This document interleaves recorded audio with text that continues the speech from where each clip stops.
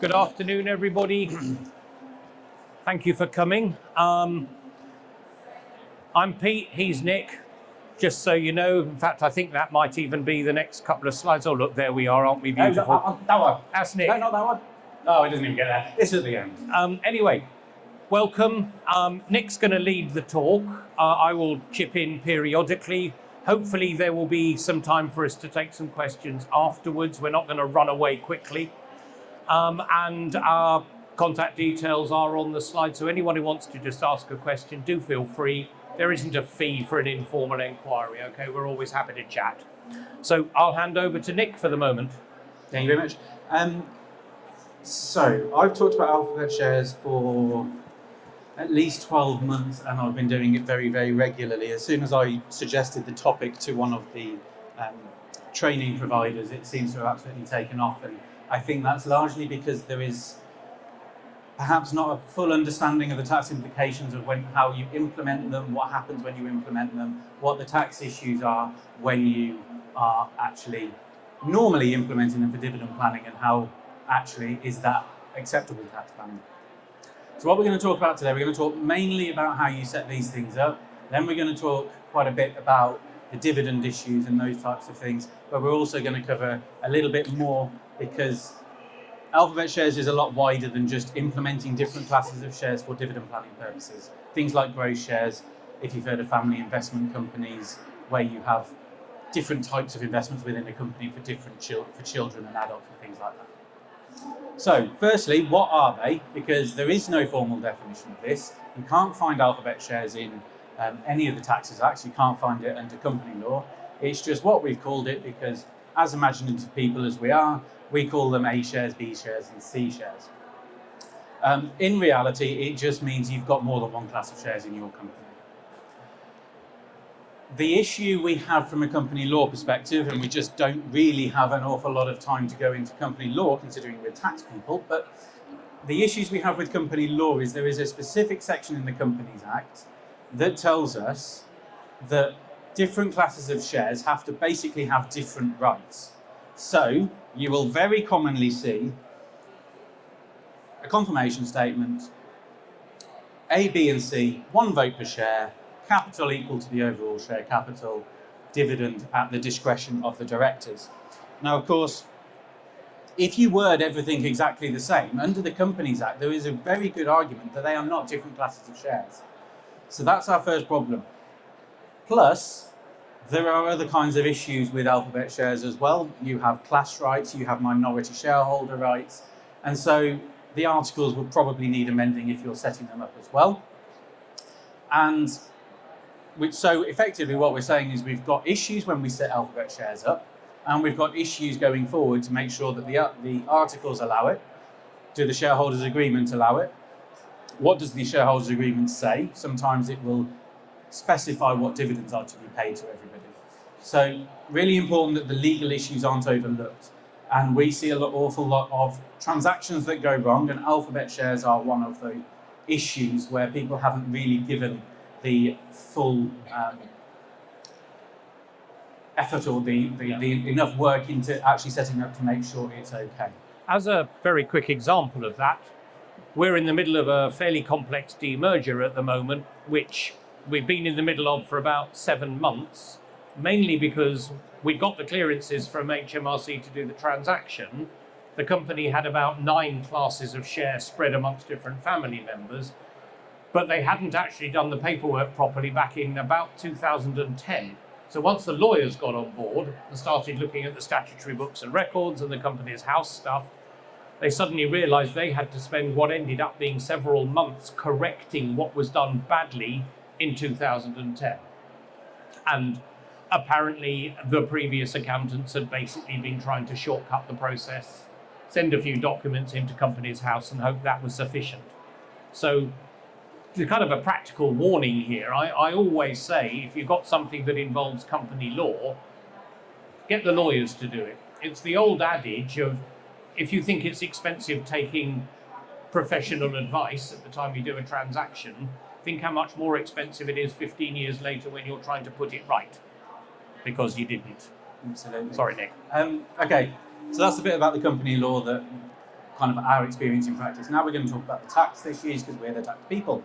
So, firstly, how many accountants have we got today? How many tax advisors have we got? How many people have set Alphabet shares up or have Alphabet share clients? Ooh. So, there's obviously, as you can see on the slide, there's quite a few different tax issues to cover. I normally split these into two elements, exactly like the company law. What are the tax issues to actually set these things up? And what are the tax issues in actually implementing the dividend type tax planning that you often have with Alphabet shares? So setting them up, firstly, I'm fairly relaxed, if I'm going to be honest, about the tax implications of setting these up. If you have ordinary shares and then you go and say, we've got 4 shareholders, we're going to give them A, B, C and D shares, there could be an argument they've disposed of their ordinary shares and they've acquired A, B, C and D shares. Therefore, there could be an argument for a disposal and a reacquisition. Why I'm relaxed about that is because, generally speaking, that transaction will fall within the reorganisation provisions, and so it's effectively treated as the same asset as before, so we don't need to worry. Certainly something you want to consider, but generally speaking, we're not too concerned. The other CGT potential issue you could have is value shifting. So if you have ordinary shares and then you say A, B, C and D, but we're not going to give dividend rights to the D shares, all of a sudden A, B and C have got rights to future dividends and you've taken a right away from your D shareholder. So our question is, have we got a value shift? And if we have a value shift for the person who is disposing of something, we could have a CGT charge. Again, in practice, how much does that really become a problem? There's a little bit more technicalities around the value shifting. Someone has to exercise control to pass value out of their shares into other shares, things like that. So realistically, we don't normally have a problem with value shifting on setting up, but it depends how aggressive you get with what you're doing with Alphabet shares. So don't just assume it's definitely fine. Other tax consequences on setting them up, I'll talk about employment-related securities, but that is definitely for the person potentially receiving extra value, that could definitely be a problem for them. But we'll come on to our employment-related securities a bit more going forward. What are our other issues then? Earnings. In the first instance, if you give shares to an employee, so let's say we have ordinary shares, Pete and I have 50-50 of the company, and wherever Adam is back there, we want to give Adam some shares, and so we say, let's give him 10%.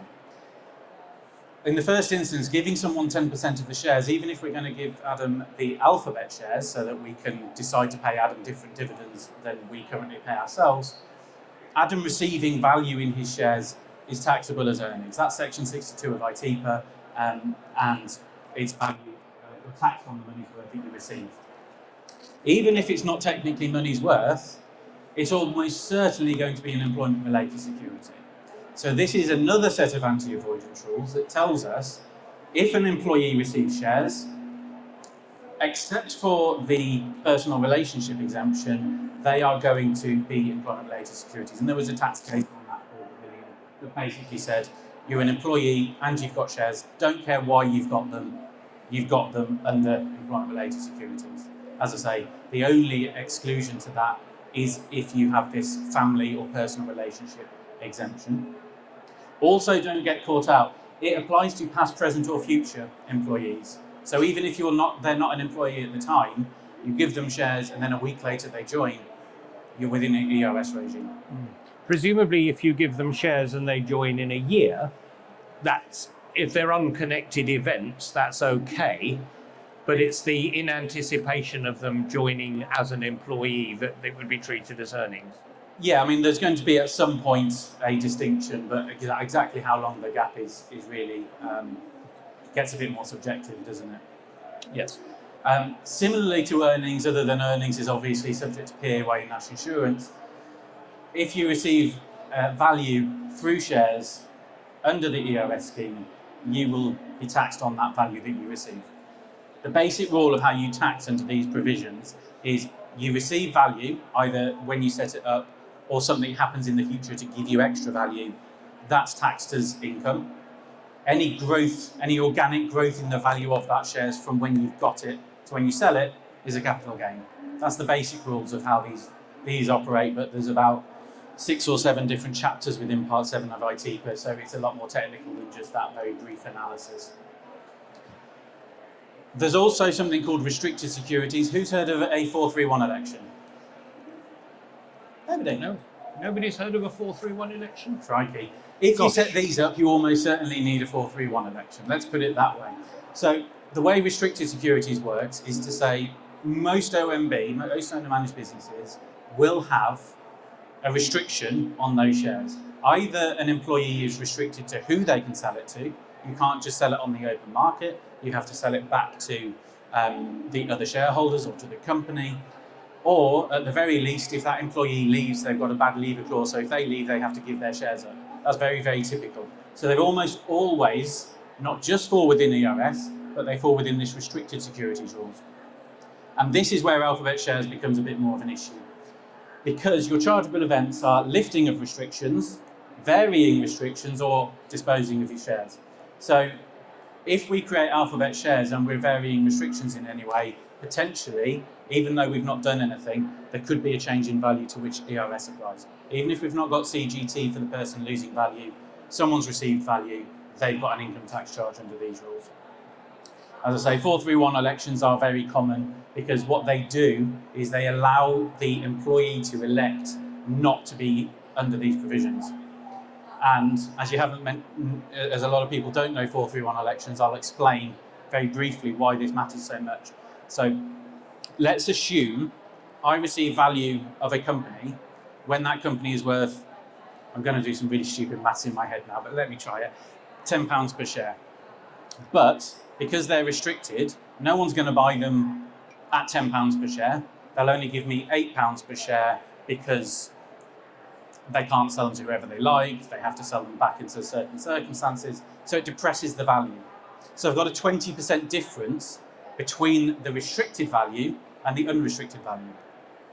If I make a 431 election, the effect of that is I get taxed on £10. Even though I've only received actual value of £8, I'm taxed on £10. But when I come to sell them in the future, the value's gone up, now it's £20 per share. If I've made a 431 election, I've paid tax on 10, sold them for 20, £10 is a CGT. If I haven't made a 431 election, I've bought them for 8, I've sold them for 20, I'm still trying to remember these numbers, sold them for 20, so I've got a £12 per share gain. However, I haven't made a 431 election. Restricted securities says my £12 gain, 20% of that is subject to income tax and 80% of it is subject to CGT. And so why this matters so much is normally employees especially acquire shares at very low value. But when they sell them, there's no minority discount applied anymore. The company's gone up in value. That income tax charge of £2 per share is now, can't do the maths in my head, it's £2.40, isn't it? So the margin has gone up because the value of the shares have gone up. And that's why 431 elections are so important, because it takes me completely out of this regime, just employment-related securities only. Just out of interest, now that we've explained that to you, how many people think they probably should have suggested their client sign Section 431 elections? A few more. Just a few. There is an article I did a few years ago in taxation about them. So if you actually want to go away and understand them a little more, there's an article out. I mean, as a matter of course, any transaction we do where any shares are issued to people as part of it, whether it's a share exchange or a scheme of reconstruction or whatever, we routinely just say to people, sign Section 431 elections. They're a bit like belt braces and a bit of Velcro as well. You don't, most of the time, or a lot of the time, you don't need them. But if you've signed them, no harm done. The other great thing about Section 431 elections is you have to sign them within 2 weeks of the issue of the shares, but you don't have to submit them to anyone. They sit in your office drawer until somebody asks to see them, usually on due diligence when you're selling the company. So whether you actually did sign it within 2 weeks or 3 weeks or whatever becomes slightly irrelevant. I didn't say that out loud, did I? But you know what I mean. No, you did not say that out loud. So yeah, that's ERS. We've got an issue setting them up, and I'll explain the issues on the dividend planning element as well. Just a couple of other points that are often overlooked, because people often talk about things like, is there an income tax charge when you get shares or things like that. These next two are actually issues that could come back and bite you if you haven't thought about them in the future. Now, BADR is less of an issue. So this is where if you sell a company and it's a trading company, you own 5% of the shares, as you can see there, we've got 5% holdings. You have what is now a 14% tax rate. In April, it'll be an 18% tax rate. BADR says you have to hold 5% of the ordinary share capital, which is 5% of nominal value. You have to hold 5% of the voting rights, and you either have to have 5% of distributable profits and assets on a winding up, or 5% of proceeds of a sale. So you've got different 5% tests that you need to bear in mind. This mattered, and this is probably a better story for Pete to tell because he was involved in the correspondence with HMRC, but this mattered when this was first proposed, because when BADR when these additional criteria came in, we didn't have this final point, did we, Pete? No. So when you have Alphabet shares and you didn't have 5% of the distributable profits, perhaps because our normal clause says you get 5% or you get a dividend at the discretion of directors, you're not necessarily entitled to any dividend, and therefore has everybody just fallen outside of BADR. And that was the big point. It wasn't just whether, as a 5% shareholder, a discretionary dividend might not amount to 5% of the distributable profits. I've got feedback. But it was also that question around, well, if everybody has Alphabet shares, so just on our 50-50 company, if I've got A's, Nick's got B's, and technically we vote the rights to dividend or the rate of dividend on each class at the end of each year, technically speaking, neither of us have any right to any dividends until that vote has happened. So that's one of the reasons the test of 5% of the proceeds on sale was put in at a late stage on the changes to BADR in, was it 2018? Late 2018, yeah. Because the revenue couldn't think of a simple answer to the distributable profits test if everyone had Alphabet shares. So we've got a bit of a solution now, but I think what it does show us is that when we're implementing Alphabet shares, and BADR in a lot of trading companies is going to be important, we need to be thinking about tests like that. And even more so, the substantial shareholdings exemption is perhaps slightly less relevant in most cases, but this relates to having to hold 10% of the shares if you are a company. So if you're a company, you hold 10% of the shares, you meet these conditions, you don't pay any tax on gains. So it's hugely valuable for companies that own shares. Can I just point out it has to be a trading company that you're selling? Trading company. I thought I said that, but thank you for pointing that.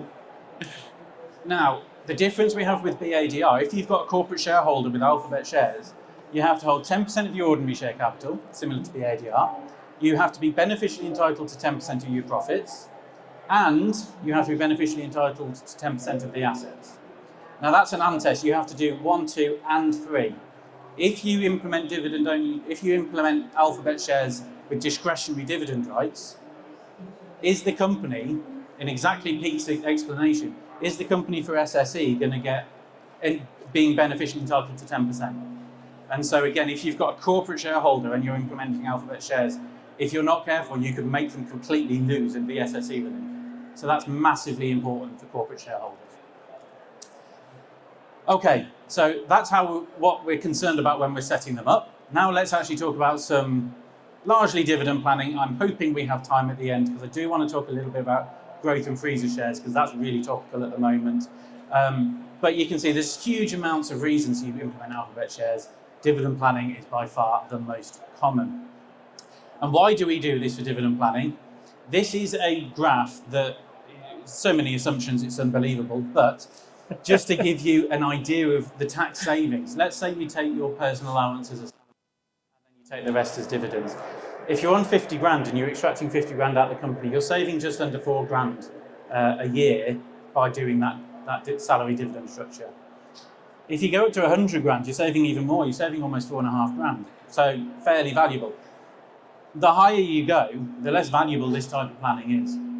Obviously, this is the number crunching exercise. When someone says, oh, I've thought about dividend planning and I've heard I can use Alphabet shares, you need to do a number crunching exercise. Is it worth it? Is it worth it to set them up, especially given you really should pay some lawyers to do it properly? And is it worth it given the tax savings that they might actually be ending up with? Just because they've heard somebody else is getting some tax savings doesn't mean they will. Obviously, this is just assuming you've only got salary and dividends. What if you've got property income? What if you've got other income that would sway this again? So the first point is it's not always the best strategy. And why I'm talking about this huge amount in the last 12 months or so is these new dividend reporting requirements that we now have. So before, you'd put on your tax return and you'd say you've received X amount of dividends and that's all that you really need to tell HMRC on the tax return.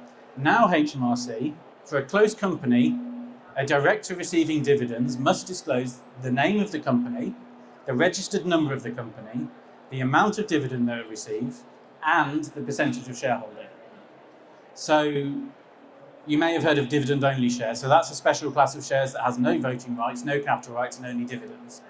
What's a dividend-only shareholder going to put on their tax return when they say, I've received 50 grand's worth of dividends this year, but I actually don't own any of the company because I don't have any capital or voting rights? And so my first warning here is before, HMRC hardly ever looked at this. Now, are they going to look at things like dividend-only shares in a very different way? So I always say we've got really two concerns when we're doing most of the work that we do. What are HMRC going to think? And what are people going to think on due diligence? Because even if HMRC don't pick it up or don't inquire, or maybe they just don't really do much with the information for a few years, if someone wants to sell a company and they've been paying someone's salary as a dividend with dividend-only shares, you're going to have a problem when you're selling because the due diligence team on the other side are going to be all over it and with a real problem. I think actually this is an issue that's been on HMRC's radar for a while. I mean, some of you will be aware of cases like PA Consulting where essentially highly paid employees were receiving shares and then dividends through those shares when they weren't, if you like, naturally shareholders of a company. And in the end, the Court of Appeal said, well, as far as we're concerned, this is just your bonuses that were dressed up as dividends on shares to try and reduce the tax bill. And I think somewhere in the nirvana approach to taxation that HMRC might have is an idea that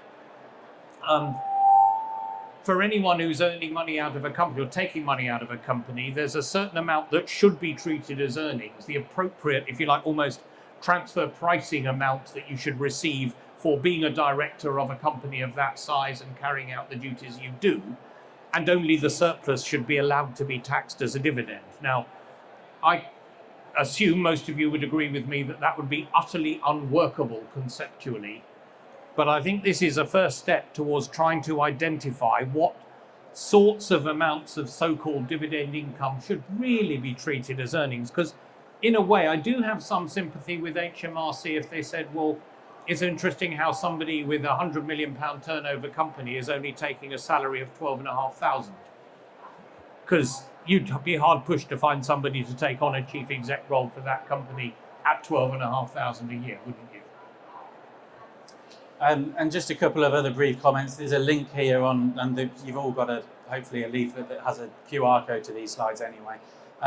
So there's a link if you actually want to see what HMRC was saying, but just a few interesting points. They said it's not possible under the current reporting mechanisms for HMRC to distinguish between origins of dividends. So they're saying we haven't had this information before, and now we can, and it will give us a better view of a total remuneration package. So clearly this is what they're interested in.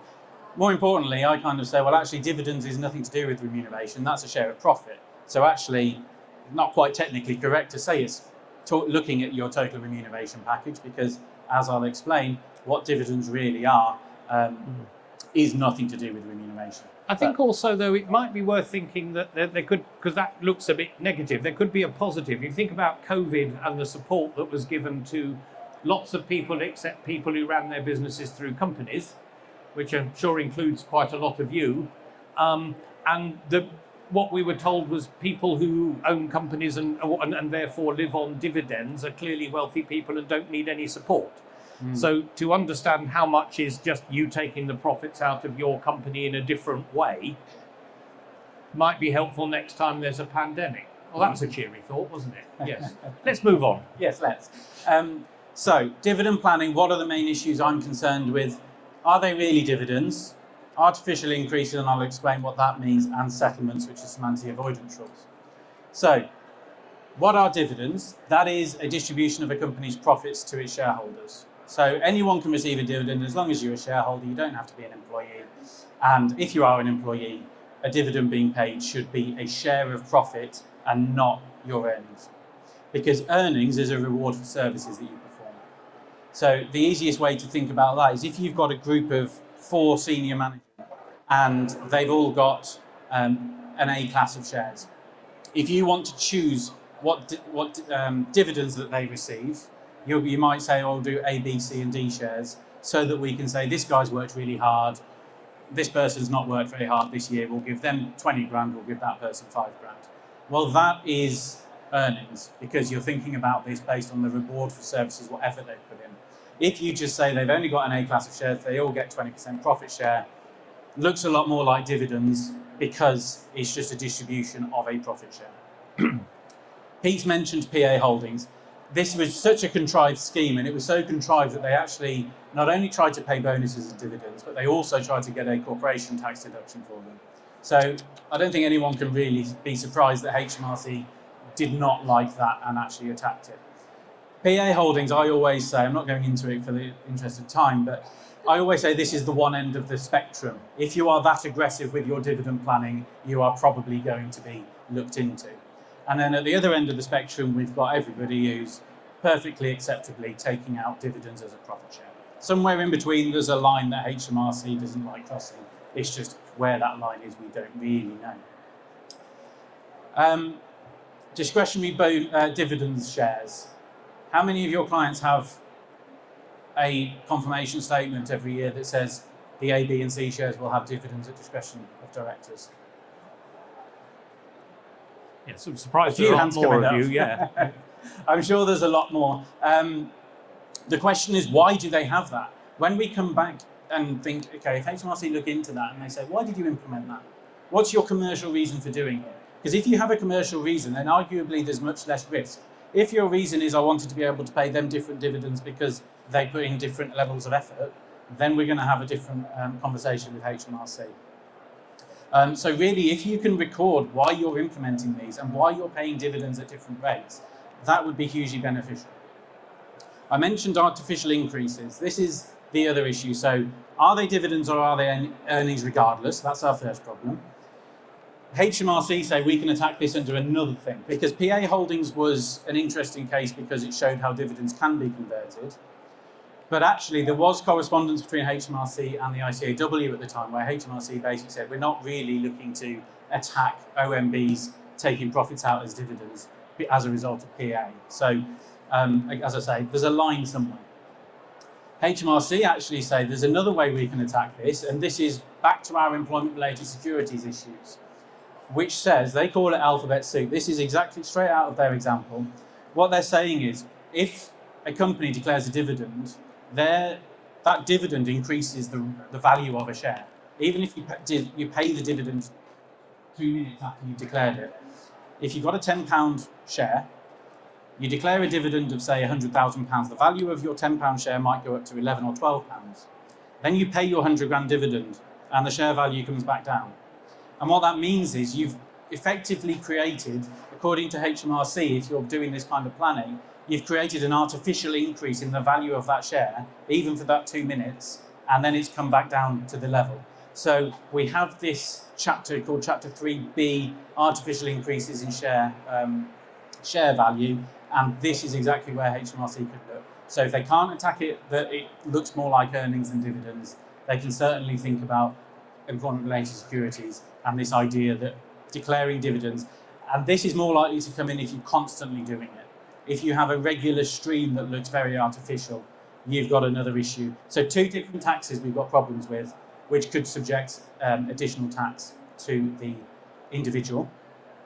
And our last main area of anti-avoidance is what's called settlements. Now, settlements is different. It doesn't tax the employee a higher amount or a higher rate. Settlements moves the tax charge from the person with the lower income to the higher. So what settlements is more about is family tax planning, where perhaps you've got dad on 100 grand and they've got a child who is on a basic salary of 20 grand, and they say, we're going to even things out, we'll give them 50, I'll take 50, or whatever they do. And what that means is HMRC under these rules can just say, well, there's an element of a gift, an element of bounty is required, but we'll just tax dad, because it was all contrived, and really it was dad who wanted that income out. So that is why settlements is so important in family circumstances. I mentioned very briefly employment-related securities. If you give shares to your children, you probably or hopefully will get that family relationship exemption from the EOS provisions anyway. So HMRC are unlikely to go after you under EOS. They're far more likely to go after you under this, which means the higher earning individual becomes taxable anyway. So I think it's important to bear in mind that any kind of planning which involves passing, in this case, income over to people who are minors, which is generally speaking, what this sort of planning is about, is going to fail. But there's a wider point, which if you think about what happened with Angela Rayner a few weeks ago, and I don't make any comment on what happened, but the thing that caught her out was that the son, on behalf of whom she'd set up a trust with the other home in it, he was a minor. If he hadn't been a minor, that wouldn't have been the problem. So there's a wider message that any tax planning that involves minor children, maybe that's a little red flag and you need to speak to someone about making sure that you're not caught by one of the plethora of anti-avoidance provisions around in that kind of area. Yeah, absolutely. And there's quite a few settlements cases, but I just wanted to highlight a couple that hopefully give you some idea of the types of issues that have come up. So we had a case of Buck where Mr. Buck had 9,999 shares and his wife had one. So it wasn't even a £100 company and wife had 1%. She had 0.01%. He waived his dividend. He didn't want his dividend because he obviously was the higher rate taxpayer and just paid all of the reserves. That was quite important as well. All of the reserves were just paid to Mrs. Buck. So to start with, I'm not sure how that worked under company law because you need enough reserves to cover the whole lot, which would have been something like £35 billion worth of reserves in this case. But more importantly, Mrs. Buck received dividends that HMRC said, well, you've only got 0.01% of the shares. Clearly, this is a settlement. Basically, what that means is Mr. Buck has given you that and he's given you an element of bounty, an element of a gift. There's no commercial arrangement here, and therefore that should be taxed on Mr. Buck regardless. That's kind of a concept that we often refer to as thin shares, i.e. that has no real commerciality at 0.01%. Our other point, which is worth bearing in mind, because a lot of this planning is with husbands and wives, we had a case called Arctic Systems. The reason that they won this case, because the courts actually said, this is settlements, there's an element of bounty, this isn't commercial. But we have something under the settlements legislation called the spousal exemption. So it's only because Mrs. Jones had 50% of the same class of shares. So she had 50% of the voting rights, she had 50% of the capital rights. So when she received a dividend, HMRC couldn't, even though it was tax avoidance according to the courts, spousal exemption, she'd received an actual asset. If they were dividend-only shares, the other way.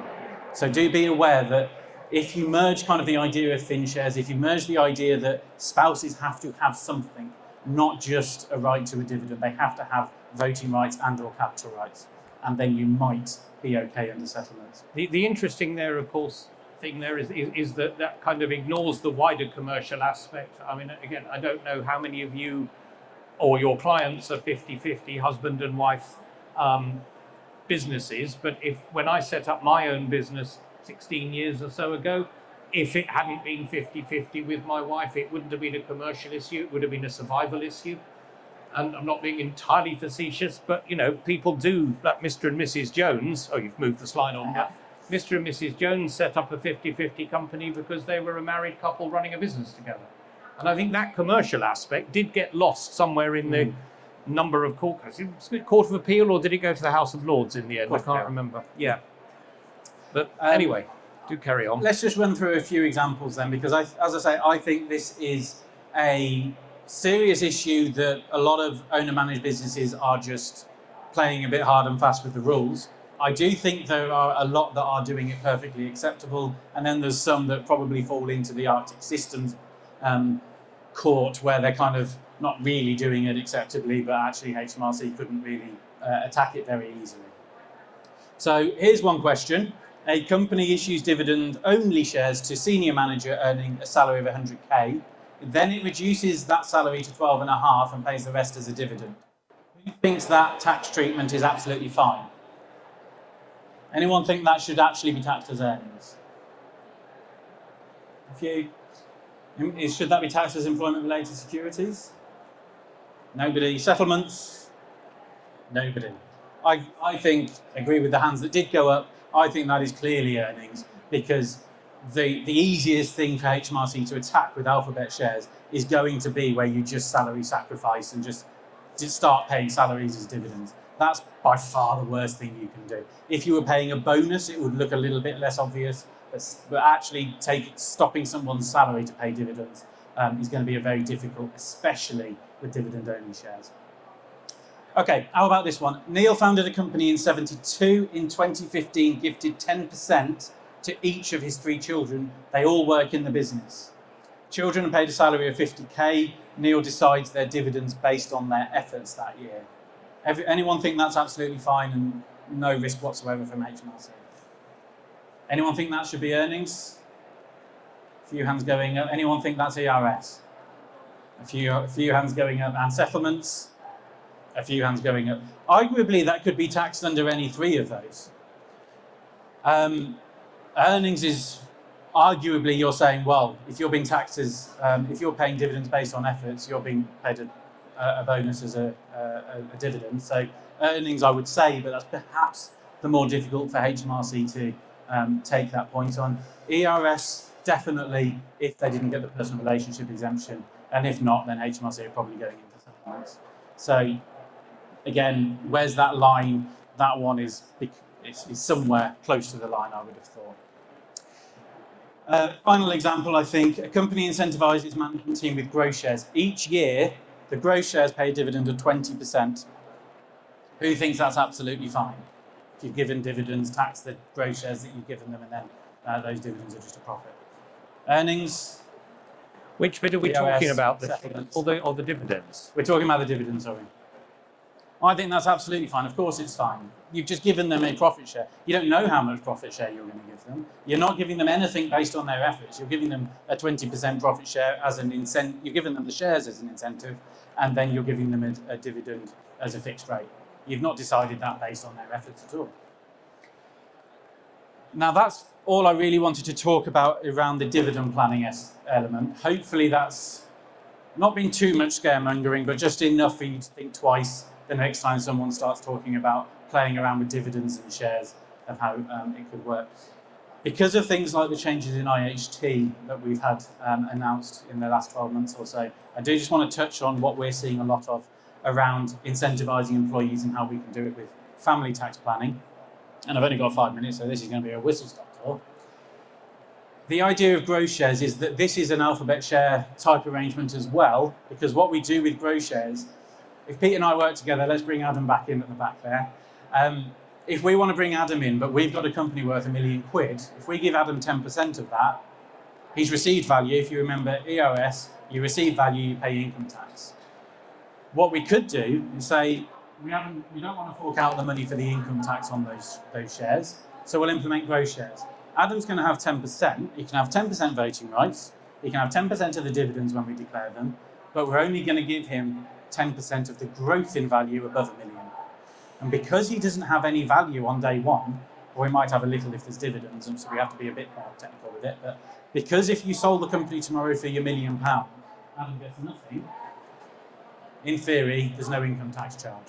So that's why growth shares can be really valuable, because it gets you around, it doesn't give Adam any value now, but we want to incentivize him to grow the business. growth shares work perfectly for that. And more importantly, if you've got other people involved, if you've got investors who don't want to be diluted, they won't be diluted on day one. So if you're not within share option schemes that can be tax advantaged, they can be hugely, hugely valuable. Most importantly, they're really flexible. Things like EMI and CSOP option schemes have very strict conditions. You've got strict reporting requirements. Growth shares, much more easy to implement. And he can have the shares on day one. If we want to say, we really want to incentivize you want to feel part of this business, you have a voting right straight away. You don't have capital rights, we'll grow the business and you'll help us do that. But you are a part of the board, you are on day one having a vote in this business. So it can really go a lot further than some share option schemes, because without actually seeing the shares on Companies House, some employees get a bit disillusioned with share options and think, when are these going to vest? When can I get the shares? And as I say, the main point being that it's the tax efficiencies. How do we implement them? Firstly, find who you want to give them to. Then the most important thing around this tax planning, because it's fairly basic tax planning, just to say there's no value on day one, so there's no tax charge. What really matters is making sure you've got a robust valuation to make sure HMRC don't get to come back and say, well, you valued it at £1 million, we think it was 2 million, so we actually are going to charge income tax on that. So again, be really careful with that. And then, just as implementing Alphabet shares, you get someone who knows what they're doing to change the articles in the shareholders agreement and things. I think that's probably the most common fault we find, because the average accountant who decides they can do the legal work on these things, and I'm sure that's none of you, but they will find the relevant Companies House form and throw in a form that says we now have an issue of 10 new shares which are called A shares and have the following rights. And what comes up on due diligence or whatever it is when you're doing something else later and some lawyers are looking through the statutory books is that the articles don't allow you to have A shares because you didn't change the articles first. So I think that's usually the big reason these things go wrong and why we end up in this place. Yeah. And I have 2 minutes because I want to explain this, because I think this, given the changes with IHT, could be hugely valuable for a lot of clients. So we are using growth shares. I'm introducing another term called freezer shares. So growth shares, you get all the growth, or you get the percentage of growth in value from when you get them. You can also freeze the value. So me and Pete could say, we're going to freeze our value at £1 million, and Adam gets all the growth in value from today. Why that can work in a family planning situation, Holdco owns a trading property in trade case. We've got £2 million portfolio trading group at the moment. Let's freeze mum and dad's shares at £2 million. This is even more important and valuable with property companies which don't get IHT relief at all. Mum and dad are going to be fixed at their £1 million because obviously you still have £1 million which is covered by your BPR for inheritance tax. But now we're going to give them all the voting rights in their lifetime. We're going to give them all the dividend rights if we want to. But all of the capital value is going to the children. So the children still don't have a control of the business, but all of the growth in value from today is going to the children. So that means our estate is not increasing for inheritance tax purposes. And I think that is something that I've gone from talking to maybe one client a month about that to talking to more like 10 clients a month about that. So that is some real tax planning under the new rules that are coming in that's going to be hugely valuable, not just trading companies, but property companies as well, because that growth in value for property businesses especially is going to be massive. And I've got seconds, but I've got probably about 10 seconds to come to just show you that we do have some slides. If you scan that QR code, you can see all of these slides in a lot more detail. But we're here for a bit afterwards. We're always happy to take calls and emails and things after as well. So please feel free to get in touch if you do have any questions. Because I've not got any time for any questions, so ignore that slide. Don't listen. But thank you all very much.